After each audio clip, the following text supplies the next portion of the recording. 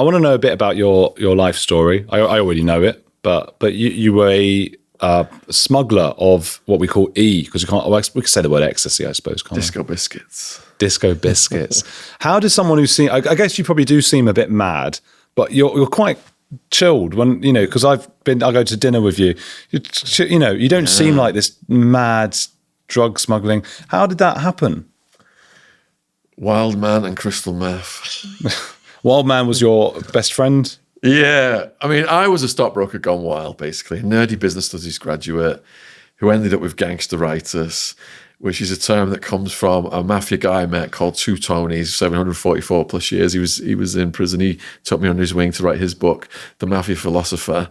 And he said gangsteritis is when, like, a nerdy person like me, they've watched too many movies like Scarface or The Sopranos, and they meet someone like him, and then they think they're Mr. Cool Guy, but next thing, they're getting turned upside down and hung off a balcony and getting fleeced by the real gangsters. But I had Wildman. So my gangsteritis was insulated from the consequences of getting hung upside down off of a balcony by Wildman, who was a genuine gangster. He was 29.5 stone, 6'2" when he died. His fists were twice the size of mine. It was all human size teeth marks on his fists. So when he was a kid, he grew massive and he started picking up school teachers and putting them in rubbish bins. And he was at school with you, was he? No, he was at Fairfield High School, the Protestant school, because I'm a Catholic. I was at the Catholic school. Right. So they put him outside raking leaves with the caretaker because they were so scared of him. And we would go to a tree at the top of Widnes. There was a quarry, Pexhill Quarry, and there was a tree overlooking the quarry called the Thinking Tree. Me, Wildman's cousin Hammy. And it was like, what are you going to do when you grow up, kind of a conversation. And Wildman would say, I'm going to prison because I've got red dots in my head telling me to hurt people. Oh, bloody hell. And I'd say to Hammy, Wildman, I'm going to go to America, make $1 million, fly you guys over. And Wildman, you're not going to go to prison. I'm going to make this $1 million and get you a job as a wrestler, and you're going to channel that aggressive energy into it and fight Andre the Giant and Hulk Hogan, the British Bulldog, and all these people. This is how idealistic I was. Yeah. But I did fulfill the promises I made on the Thinking Tree. Wildman did fulfill. His nature took him to prison. And 5 or 6 years later, I brought them all over. And my life completely changed direction to America. I've been working solidly in the stock market for 5-6 years, brought them over. Life just completely changes direction from that decision. Yeah. Were you getting in physical fights yourself? Wildman would put his fist next to mine and just say, I am you, you are me, la. These fists. How much did you consume at that point? But Wildman didn't have to beat anyone up when we had the Disco Biscuit Empire. Wildman would just move in with anyone who owed us money, and they would be terrified because immediately he would invite all the homeless people in. He was king of the homeless people. They loved him wherever he went because he would just invite them in wherever he lived.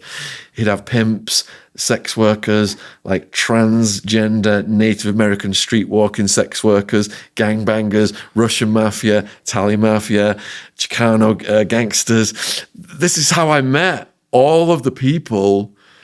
Wildman opened that world for me, that opened that door. And that's how I met these connections that formed the criminal enterprise. Because Wildman's first visit, he ended up getting deported for being a menace to society by the judge and banned from America. He was on the rampage doing stuff with this striptease girl who liked to taser her clitoris. Got in touch with me recently, actually. Shout out to her. And he ended up, he couldn't know what, he was unhousable. They were living in Tempe Beach Park under a tree with a baseball bat and a Rambo knife. And 2 guys were coming every night and bullying the homeless people. And Wildman just smashed the shit out of them. And then all these homeless people, he became their king in Tempe Beach Park. Wow. So we had this humanitarian, he rooted for the underdog side for him as well. But yeah, so the judge banned him and he came back later on, and I had Mission Impossible style teams of people smuggling him back in through Mexico and Canada multiple times. Jesus. Yeah, but at the peak of it then, we were bumping heads with Sammy the Bull Gravano's crew, which a huge documentary just came out on Max in America. It was number 2.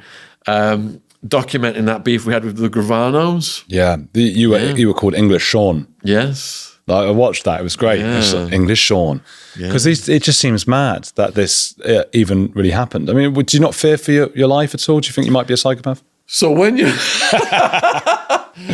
when you're on drugs for over 10 years, the drugs puts a cloud in your head that you don't know is there. Yeah. It's scrambling your decision-making processes, and it's telling you, you're Mr. Cool Guy.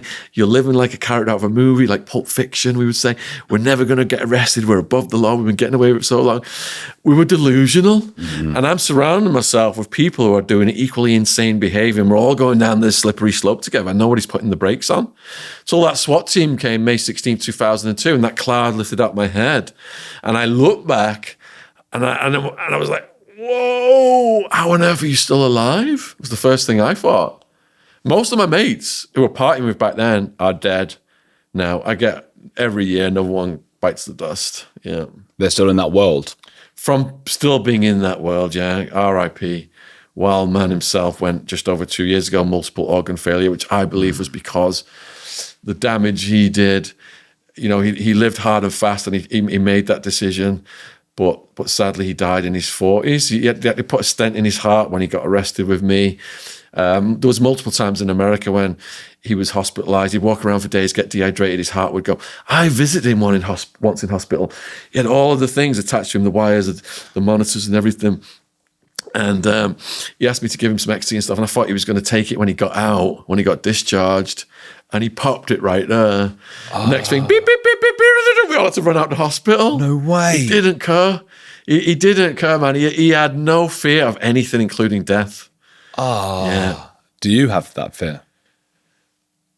I appreciate every minute I am alive. And I was on the way here, I was talking to one of my guys. He had hundreds of felonies when he got arrested with us. He had a firearm, actually, like was it an MP or something? And he opened up in his living room and shot the tip of one of his fingers off and sprayed all these bullet holes in his flat.